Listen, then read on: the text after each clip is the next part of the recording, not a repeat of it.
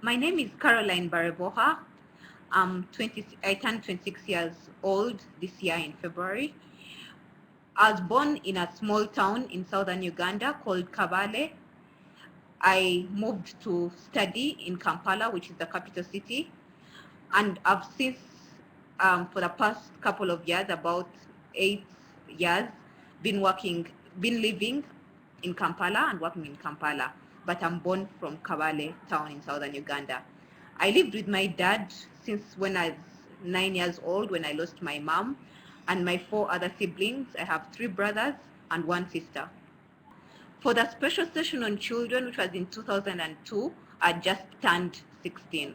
So my dad comes back home after work and he tells me, because he phoned me as not feeling well that day, so he comes and tells me, oh, Carol, by the way, I got a call from UNICEF Kampala, and they're saying that you're going to travel to New York to attend the special session on children, and it's a general assembly at the UN. I could not believe. I just jumped out of bed. I was so excited. I'd never traveled out of Uganda before. I'd never stepped on an airplane. It was like a dream come true, and to have your dream come true and the first travel to the UN, it was mind-blowing.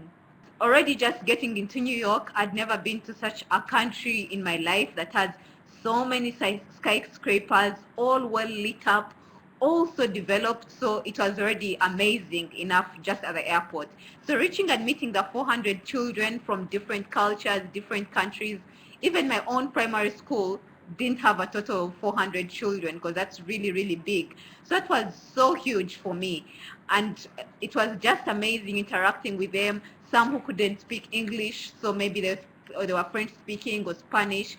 So it was amazing meeting different children from different backgrounds, but all super excited and having that unity of children and innocence. So it was easy to connect with all of them.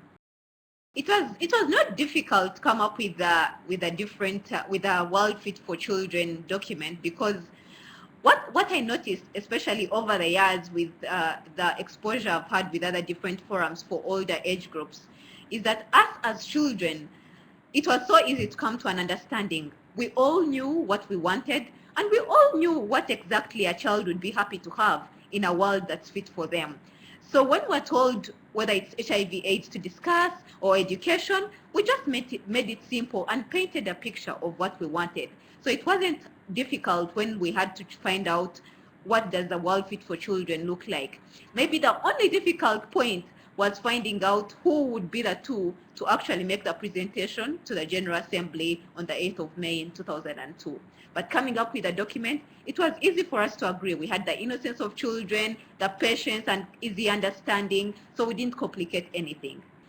I'd never in my life seen so many heads of state gathered together for one cause, for children, all in the same room, and not bothered about sitting next to children, not undermining us, not looking at us like what are children going to say that we haven't heard before.